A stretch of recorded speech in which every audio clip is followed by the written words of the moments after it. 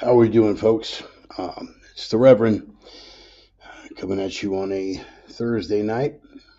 Not particularly for a reason that I would have reveled in or relished the thought of, but it was um, brought to my attention that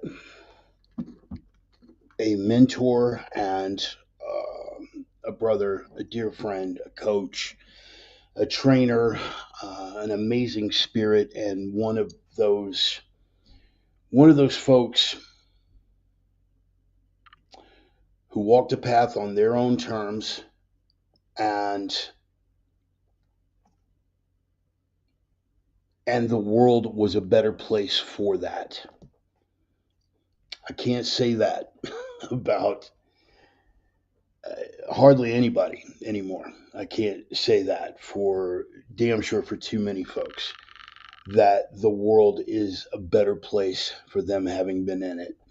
But I could definitely say that for Steve Cotter, and I got the message late this afternoon from my brother Sincere Hogan, who's one of the Texas Bruise brothers. Ryan, thank you for your condolences, good sir, and thank you for coming out, brother Stone. Um, you guys have heard me say this before, I and I'm not just blowing smoke. I actually believe that when you're part of a warrior caste and when you live in that warrior mindset, you don't mourn the death, you don't mourn the passing, you celebrate the life. You celebrate the legacy that the gentleman left behind or lady left behind.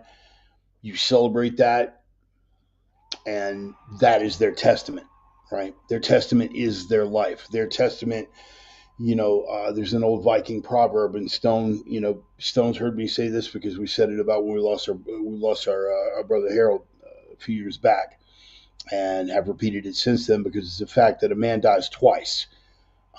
Once when his last breath leaves him, and then the final death in Midgard, right? We're talking the old traditions. The final death in Midgard comes the last time his name is spoken. And for any one of the warrior caste, whether you were walking in the Christian faith or whether you are following the old gods and walking Asa true, or whether you are a complete agnostic or even a stone cold atheist, there's wisdom in that when you take a look at how someone's legacy is viewed after their passing. Steve Cotter left us. Details are still a bit sketchy where I'm at, and I'm still trying to nail everything down. Mike Mahler informed Sincere, and Sincere informed myself and Brother Jude Howe, who I'll be speaking with a little bit later on the telephone.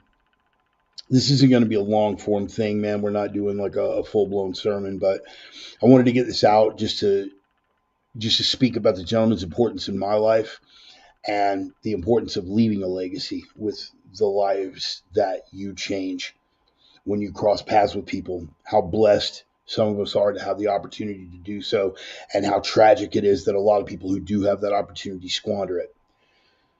Steve Cotter was not one of those people. Uh, Let me tell you what Cotter was to the kettlebell community, and even with a very simple search, you can get a moderately significant tangential representation of what he meant to the kettlebell community. You guys are familiar with Pavel, right? Pavel Tsatsouline. Uh, Pavel Tsatsouline is the guy who got credit for bringing the Russian kettlebell to the American market, and that's largely true. And I want to be abundantly clear here. Anything that I say with regard to this is not intended to disparage anyone. It's just my analysis of the facts as they're presented. And Steve Cotter, who has always been an incredible physical specimen, just unbelievable genetic super freak, uh, totally dialed in, uh, just lean and strong, disproportionately strong for his size.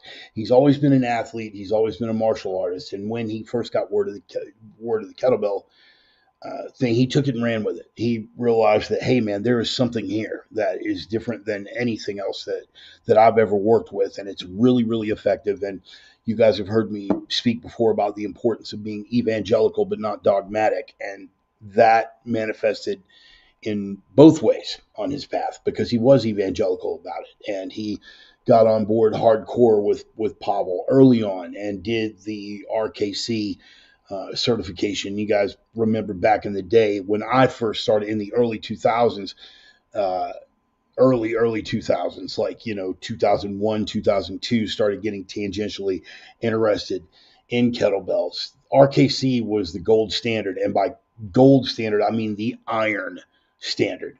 Like the certification test for the RKC back then, if you just go back and look at some of the training camps and some of the seminars that they did, it was insane the level that they were functioning on. And Cotter was their golden boy. He was the ideal physical specimen, and he was evangelical. He was evangelical about the kettlebell. Um, but he wasn't dogmatic. He wasn't dogmatic. And that became a problem a little bit later on because he said, wow, man, this is great. I am so into this. I want to know it all, right? I want to know everything there is to know about this kettlebell thing. So we went to Mother Russia, and you guys who are in the kettlebell community are familiar with Valery Fedorenko. Uh, with with a spine made literally out of iron at this point. I think they've just replaced the bone and the cord and everything just with stainless steel structures and fissures at this point with Valery Fedorenko. But Fedorenko was of the athletic end, the Girovoy, the Girovec, Giria, the sport kettlebell community. People used kettlebells to stay fit in the days of Soviet Russia under communism.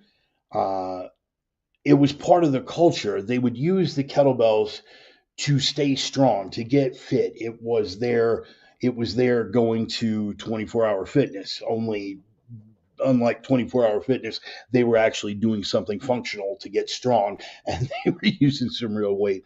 In any case, there was not really a caste system, but a bit of a dichotomy there. You had the elite level athletes, and then you had the blue collar guys who were doing things a different way. And when Cotter went and met Valeri and saw the other aspect of it, the kettlebell sport aspect of it, the elite level competitive athlete end of it.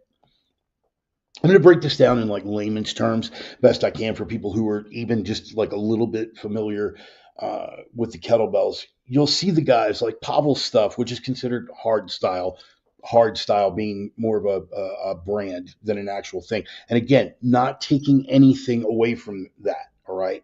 Everybody's first exposure to kettlebells in the States at that time was Pavel. Pavel deserves his accolades. He deserves the props that he gets. Okay. I'm not taking anything away from it.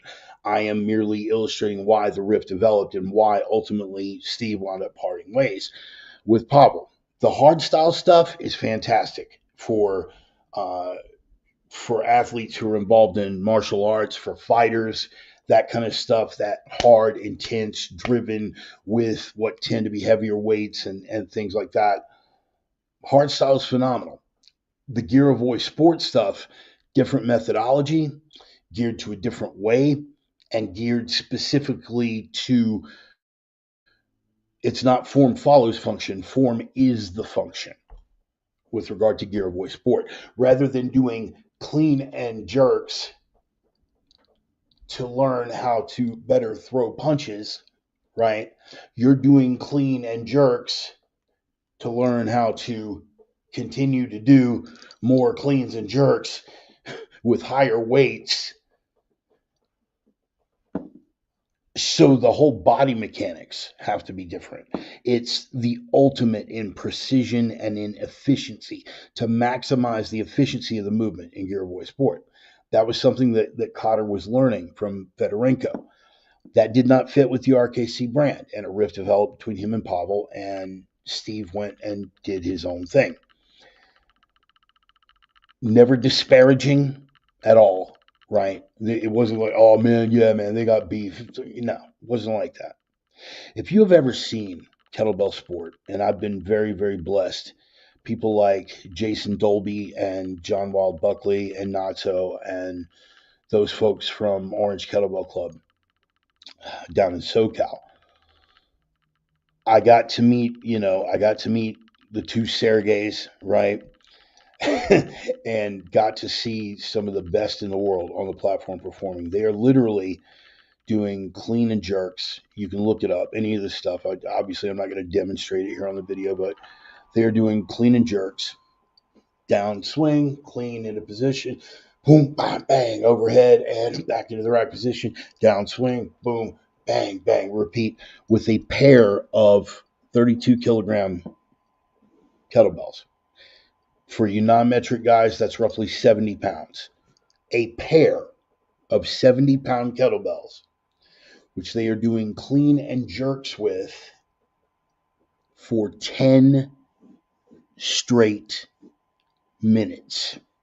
Nonstop, not putting the weight down, not getting a rest break, not getting a 1-minute rest at the end of 3-minute rounds. 10 straight minutes with each hand holding a 70-pound kettlebell, doing the backswing into the rack position and then pressing out overhead. That was the element. And that is what Steve got to learn from Fedorenko and later from other folks in the former Soviet Union.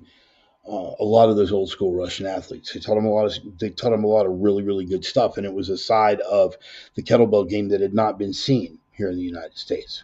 So learning from guys like Rudnev, learning from guys like Valery Fedorenko, learning from high-level kettlebell sport guys, he brought that with him, and that was his approach when he started the IKFF, which was his organization.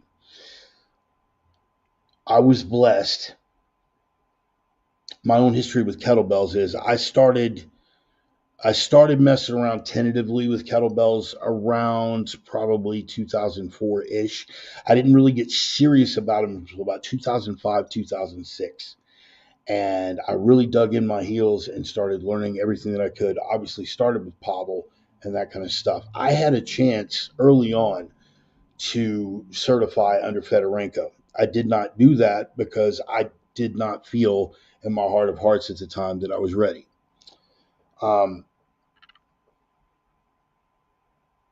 Jay and David Cogswell and Jay Armstrong down in Texas City. They were the closest hard style guys. And again, at that point, hard style was basically the only game in town around 2006, or at least the guys that had been heard of. And so I sought them out specifically. And they were my first professional instructors. And I did workshops with those guys. I did one-on-one privates with those guys and learned a lot. And I gradually found out about Steve Cotter through those guys. And in my own research and my own exploration into the art and science of Russian iron and kettlebells, and discovered Steve Cotter. And by this point, my skills had honed over several years of getting professional instruction and doing one-on-ones and learning privates and being able to impart some of that wisdom to my own students. I decided, yeah, it's time. It's time, and I'm ready, and I want to get certified. And so I found out that Steve Cotter, again, this is hand to God stuff here. I found out that Steve Cotter was going to be doing an IKFF kettlebell certification up in Dallas in January of 2009. And I was getting everything together. The contact person was a fellow by the name of Ken Blackburn. Feel free to look up all of these names because it's one big, happy, dysfunctional family with this crowd. But the contact person was a fellow by the name of Ken Blackburn. And when you Google that name, you're going to see how prominent he is. I had no idea at the time. Another fellow who I had seen online, a fellow by the name of Sincere Hogan. And Sincere and I since then have become closest of friends. And later on, he would introduce me to Jude Howe, who was also Steve Cotter IKFF pedigree. That weekend was nothing short of phenomenal. Everybody who was anybody in the kettlebell game in the United States, okay, let me be specific about that. Everybody who was anybody in the kettlebell game in the United States was at this seminar. We had Nico Rittner, we had Ken Blackburn, Mahler was there. Who else? My goodness, we had John Buckley and Jason Dolby and Natso, who would later found their own organization, Orange Kettlebell Club, the OKC guys. They were all there for that weekend. And there were so many elite level instructors there. And all the students there, myself included, we were hungry, man. We wanted to know. We realized the opportunity that we had to train under Steve Cotter and everything that he had created and everything that Steve Cotter had brought to the game. We were all down for the Steve Cotter program. And Steve did not disappoint. We had such a high bar set for this guy, knowing everything that we knew about him and what he had brought to the game. And we had such a high bar set for him. And he met and exceeded everything that we had laid down. His presence in a room. If you guys have ever dealt, and some of you guys in the fight game have dealt with elite level coaches. You know, there's at least one guy here that I know trained with Coach Pat Miletich, and you know that when you were in with guys that are that level, when they hit the room, everything changes. Everything changes. Even the most hard ass, stubborn knuckleheads puffed up with their own egos or thinking they know whatever it is that they think that they know. It's not just because of the guy's credentials, right? Because a lot of people have credentials that, to say the least, are suspect, okay? But when you've got a real top level instructor, a guy who's really bringing it, they walked into a room and the whole energy changes. And Steve Cotter was like that. Not in that idol worship. There was a glowing aura around him as he walked. It was an energy. It was an energy, and it wasn't intense it just. This is a man who knows what he's holding, who has an incredible gift, an incredible skill set, and he wants to impart that wisdom to you. He don't want to hold back and give it out in little snippets and keep you on the chain like a lot of guys in the game do. He wasn't about that. He wanted to share as much as you were willing to absorb. And everybody in the room could feel that right off the bat. And these guys who were there with him, Dolby and Buckley and Nico and Natso and all these folks, you could tell, man, it was something that he was bringing. And later, when you got one-on-one time with the guy and you got to speak with him directly and see what he's about as a human being, it all made sense, man. It all made sense. This guy's whole purpose was to lift people up and make people better around him with the skills that he had available, right? Not thumping his chest, look at me, I'm Steve Cotter, I'm cock of the walk, and I'll put handles on my testicles and we'll call him a 40-pound kettlebell. It wasn't like that, man. It wasn't like that at all. He had the confidence, but it was tempered with not just a genuine humility, but a genuine desire to share the skills and the wisdom, to lift people up around him. That is the mark of a leader, right? As opposed to a boss. Boss will sit in the back of the room and tell you, hey, man, look at me. I'm a badass. Here's my credentials. That's why you're going to do all of these things. Do it. No, you're doing it wrong here. Here's some corrective. Now go back out and do it. This guy's a leader. Steve stepped to the front and said, follow me. Follow me. and you watch the curriculum and you watch the program that he put together, I got to tell you, man, I picked up more as far as an acumen for taking the knowledge that I had and giving it to someone else. I picked up more about the kettlebell game in that one weekend that I probably had in the previous 3 years, just from watching Steve do what he does and be who he is and lift everybody else up around him in the process.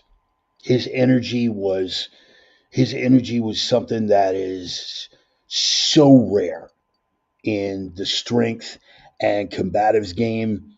He was one of a kind, man. Literally one of a kind. And he carved his path and he did it his way. It would have been so easy to have not created that, to have avoided the rift with Pavel and just coasted on that and been top dog with the RKC and be presenting a brand and a partial set of information. But that wasn't Steve. And people say, well, yeah, but that was a mercenary. Really? Really? Because when you look at all of the people in the kettlebell game right now, who's the one guy? Who's the one guy that still comes to mind? Pavel. If he was strictly looking at being mercenary about it, he would have stuck with Pavel and he would have carried that program. That's not who Steve Cotter was. He knew that there was a bigger game. He sought out that bigger game. And when he got that bigger game, he delivered it to the people that he was trying to lift up. Ryan, if you're still here, I know you're probably thinking. Yeah, sounds a lot like sounds a lot like somebody else that we know that passed a little while back. Because in the early days, Saul would drive up on weekends to Dallas to go train with the Machados. He didn't say anything to anybody about it, right? He knew there was a bigger game, and he knew that that was where he needed to go to get it, and so he went and he got it. And the people that he wanted to lift up, I'm not. Let's be honest, because we are talking about Saul Solis here. He wasn't about lifting everybody up. He wasn't, not by a damn sight. But the people who were close to him that meant something, he was all about that. Definitely. Steve, sometimes to his detriment, Steve Cotter was about legitimately lifting everybody up. Sometimes that got him taken advantage of. He was never bitter. I never saw that man bitter, not one time. Not one time ever did I see that man express bitterness or resentment or harshness, no matter how dirty he'd been done or taken advantage of by somebody else in the game, using his curriculum and passing it off as their own. People who would take parts of his curriculum, deliver it as if it were their own, and then disparage Steve. He never got mad. Never once did I see him get bitter or resentful or anything of the sort, man. He just smiled. He took it all in stride. Took it all in stride. I've still got all of our chats. I don't throw away anything. I've seen what. Yes, it does, doesn't it? Doesn't it? I've still got all of our chats. He was talking about it. This wonderful woman he had gotten with, and just in fact, I'm scrolling through the chat right here, talking about a woman that he had gotten with who lived south of the border, and talking about his dreams of moving into a spot in rural Mexico in the long term. He was talking about. There's beautiful spots. They have amazing sierras there that loves the people and the culture, and it's not consumer based. It's not so consumer material driven. There's some beautiful land and beautiful people and a beautiful culture, and then of course something between the two of us talking about the fall of empires. The guy was very deep, very very deep, very intellectual, just a good man all the way around. You want to know the weird part? Tomorrow would have been his birthday,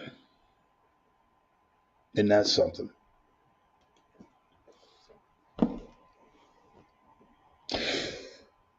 When you're an instructor, and I have been, not to puff my own pecker here, but when you are an instructor and your students wind up having students, you're almost kind of the grandfather instructor, right? The paterfamilias, as it were. Steve, on that level, Steve Cotter was a great grandfather instructor. His students wound up having students with their own students. Um, but every one of those students, in spite of adding their own elements to the mix, the core curriculum, and beyond just the core curriculum, the core principle remained the same. And that is acquire that knowledge, share that knowledge, and lift everyone up.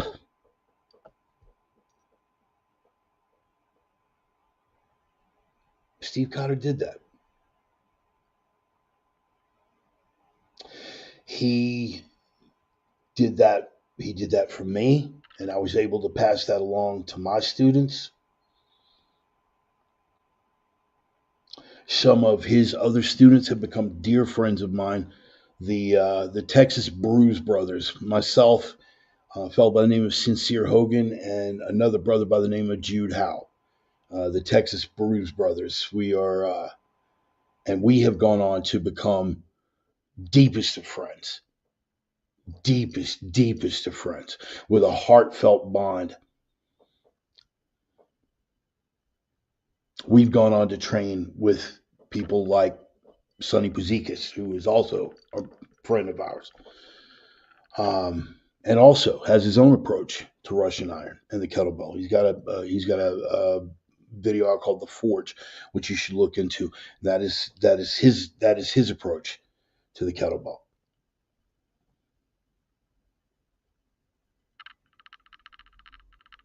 But every one of these people that we're lifting up wind up lifting other people up in the process.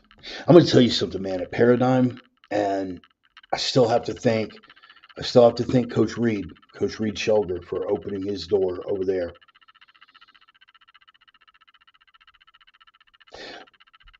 This is what I came away with reflecting on Steve's passing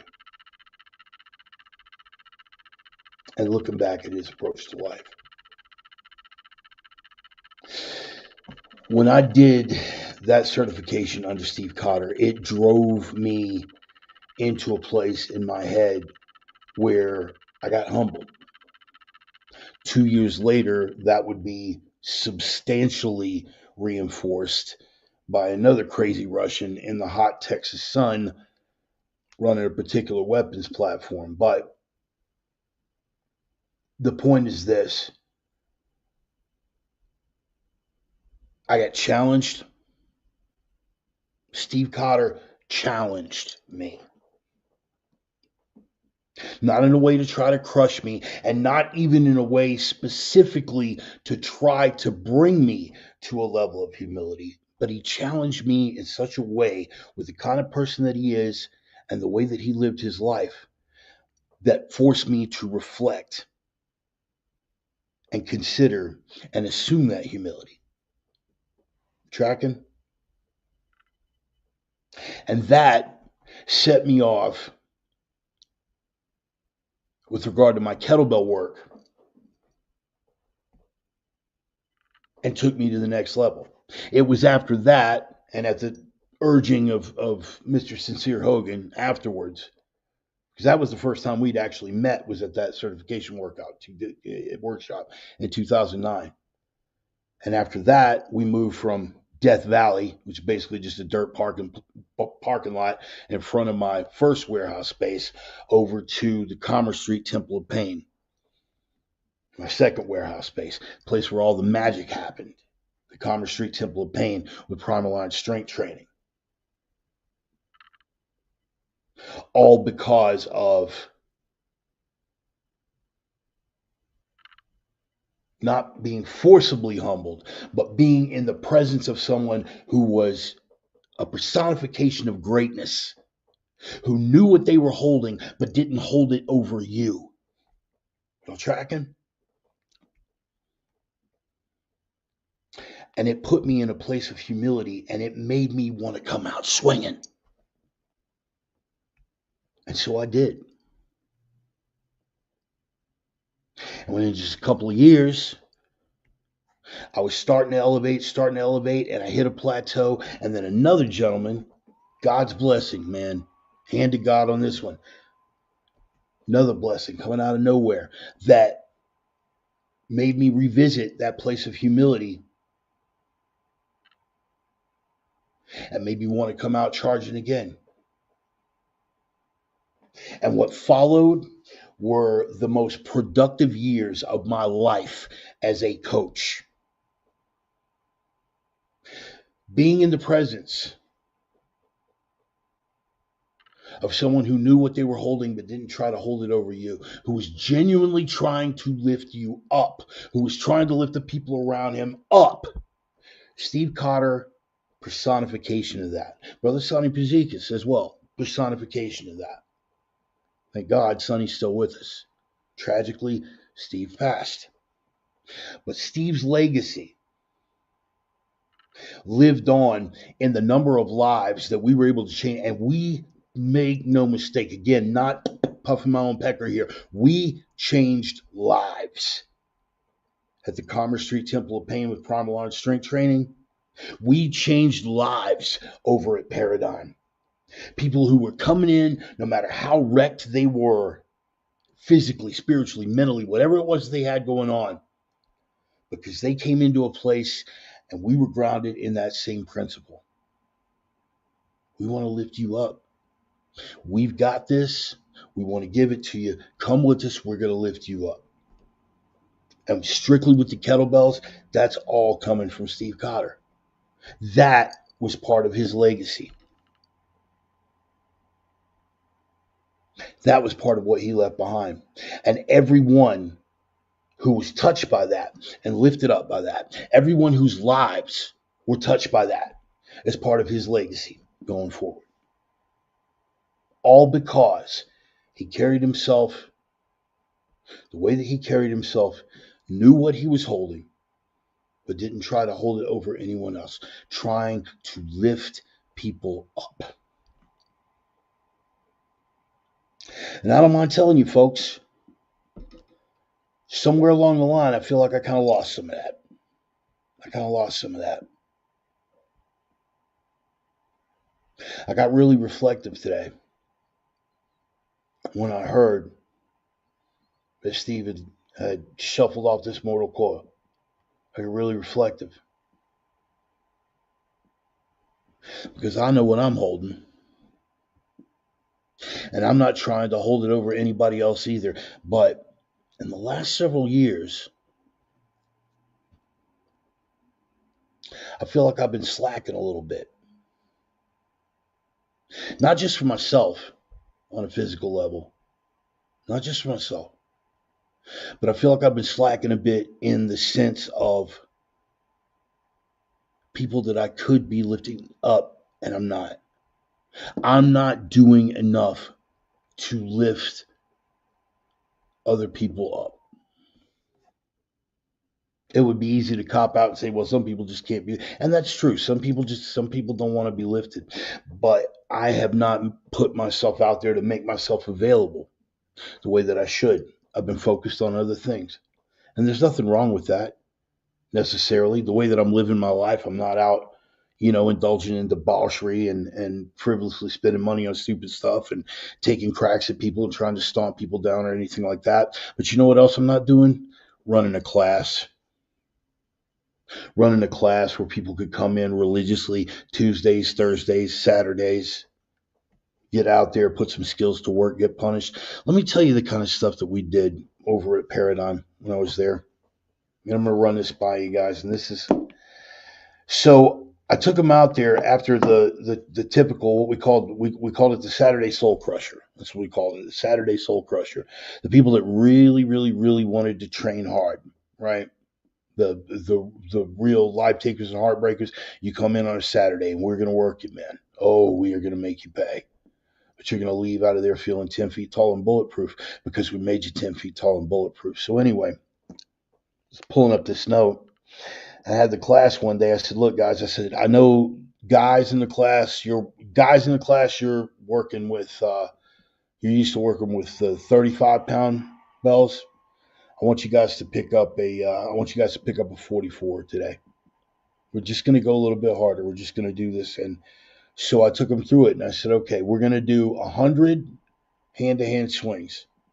That 40-pound belt, we're going to do 100 alternating swings. So after that, we're going to go to one arm clean and press. That same bell, nonstop. Never put the bell down. You're going to do 100 hand-to-hand swings. Then you're going to jump out. You're going to do 16 per side, clean and press. Then you're going to do 60 snatches. However you want to do them, right hand, left hand. But between the two hands, and you're still not putting the bell down, you're going to do 60 snatches. And then you're going to bring that bell around front and hold it like a goblet, that machine gunner position, upside down. And you're going to do 30 reps of that. Squat and stand back up. Squat and stand back up. And boy, they bristled, but they did it. They all cranked it out. Some guys, we had a couple of people throw up. We had a couple of guys briefly drop the kettlebell, like on a hand switch. They picked it right back up and they kept going. They said, hey, keep going. Don't worry about it. Pick it back up, keep going. They stayed, they did it. They got through it. And everybody's like, wow, man, wasn't that great? I said, yeah. I said, guys, what you don't understand is that you just did the instructor certification, the IKFF. I took the IKFF instructor certification physical standards test, and I made it one of our daily workouts. And we were training guys on that level, and those guys didn't even realize the elite level that they were training on. Why? Because I wasn't trying to hold it over their heads. I was trying to lift them up. We expected the best out of our students, and we got it.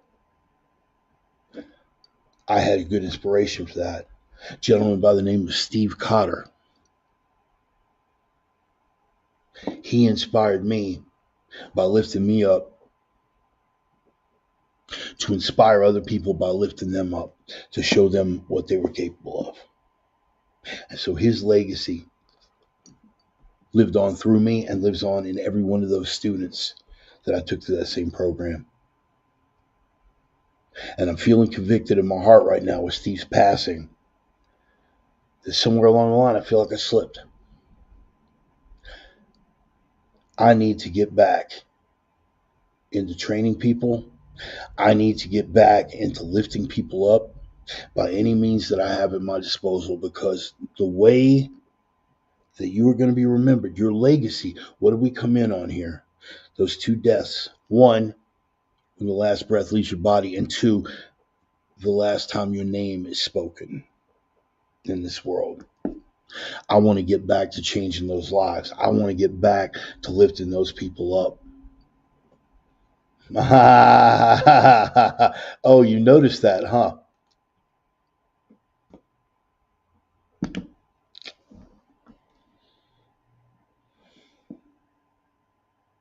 I want to get back to lifting people up. I want to get back to the point where I know what I'm holding, but I'm not going to hold it over you. I want to lift up the people that can be lifted up, because I had people who took me and lifted me up. To pay that legacy forward, so that it'll be a long time after the last physical breath leaves my body that people will still be speaking my name, because I helped to lift them up. Why? Because people bigger than me helped to lift me up. They took me to a position of humility, not because of something they forced on me, but because they knew what they were holding. They carried themselves with it, and they didn't hold what they were holding over me. put me in a position of humility, and that's why I will continue to speak their names. They have inspired me to lift people up. People like Steve Cotter, people like Sonny Puzikas, who have taken me in that moment, and they didn't owe me. They didn't owe me. They'd already paid their dues. What the hell did Steve Cotter owe me? Nothing. He already paid his dues. He already knew what he was holding. He didn't owe me anything, but he gave it to me, man. He gave it to me. Wow. Gave it to me out of the kindness and benevolence of his own heart. He didn't owe it to me, but he did.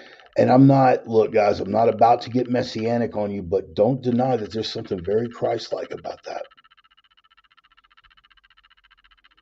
And that just came to me. That's the Spirit speaking through me. That just came to me. There's something very Christ-like about that. Neither one of these guys owed me anything.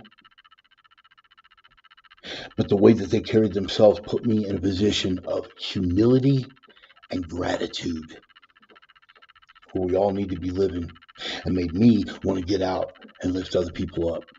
And after my time with Steve in Dallas, and after my time with Sonny in Houston, what followed after that were the most productive years of my life as a coach and a trainer, because I had reestablished where I was, what I was holding, and how I wanted to lift people up with it. That is Steve Cotter's legacy through me. And all the people in our community, part of his legacy as well. Jude Howe, Sincere Hogan, Ken Blackburn, Jason Dolby, Harshman up in Spokane, if you're around. Harshman, John Buckley. Those two deaths. Today, Steve Cotter experienced the first death. Last breath left his body. But because of the way that he lifted other people and inspired other people to go on lifting other people who could be lifted, that second death, the last time his name is spoken in this world, is going to be a long, long time coming. That's what Steve Cotter meant to me.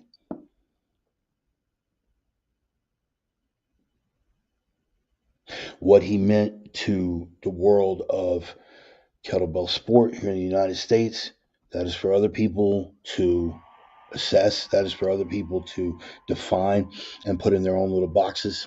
But that's what Steve Cotter meant to me. And I love that man for that. I was all geared up to wish him a happy birthday. In fact, when Sincere first sent me the text message and I saw it was a text from Sincere and something about Steve, I thought it was something that we were going to do for his birthday. Oops. It's okay, though. We're not going to mourn that death. We're going to celebrate that life. That's what we're going to do. We're not going to mourn that death. We're going to celebrate that life. So I celebrate the life of Steve Cotter as a coach, a brother, a mentor, a friend, as a good man and a benevolent spirit. What Steve Cotter meant to the world, I leave to the world. But that is what Steve Cotter meant to me. And in that spirit, I'm going to offer up a prayer. If you guys would be kind enough to indulge me. Lord God, it's rare when you put somebody in front of us. I consider myself blessed. I consider myself blessed because there seems to be an abundance of great men that you have put in front of me who inspire me to do better things. Steve Cotter was one of those men, Lord.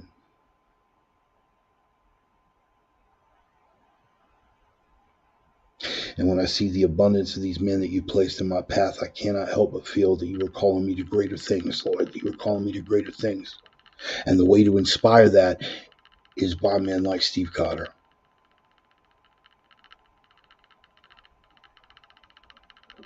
who hold greater gifts but are willing to share those gifts, who hold greater capabilities but are willing to help you rise to what you are able to do in your finest moments, in your moments of strength. And so I thank you, Lord. I thank you for the life of Steve Cotter. I thank you for the life of everyone who he was able to touch with the gifts that you gave him. All of those lives that he was able to touch, and all of the lives that will be improved going forward by each one of those lives. That is how we as men build legacies. That is how we as men honor you and the gifts that you've given us. That is how we as men honor and build the kingdom. What more Christian principle could you find than that? Steve Cotter wasn't about aggrandizing himself. He didn't thump his chest, look how great I am. He stayed in that position of humility and gratitude, even though the rest of the world around that man could look at him and see what he was holding and the way that he delivered it. He didn't use it to aggrandize himself. That, to me, is the epitome of walking in the truth of Christ. Not using this to aggrandize yourself. You are taking the gifts that you have been given by something outside of yourself and using it to elevate those people who can be elevated for the sake of the kingdom, Lord. Let us all have that strength.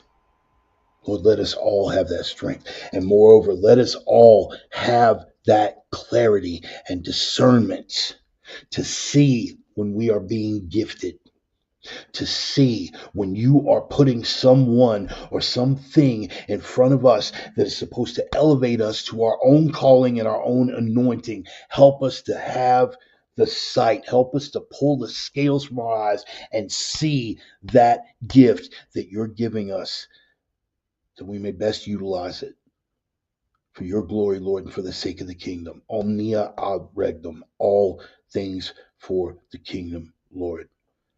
Thank you for the life of Steve Cotter and everyone that he touched. May you hold his spirit in safekeeping for eternity. May you be with his family, his friends, his loved ones, and all of those people whose lives he touched that are hurting right now.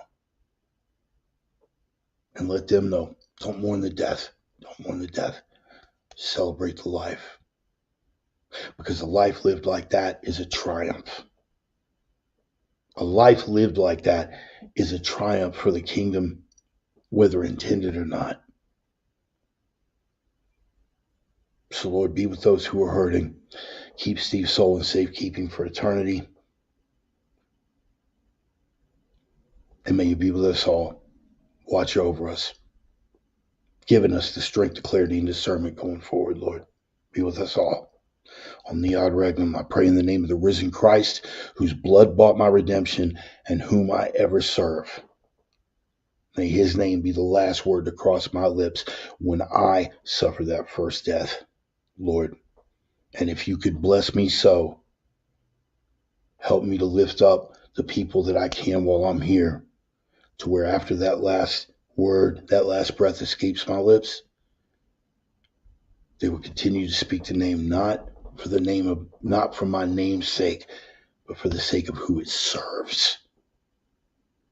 And it serves the kingdom, Lord. It serves the risen Christ. It is in his name that I pray. Amen and amen. Thank y'all. Thank y'all.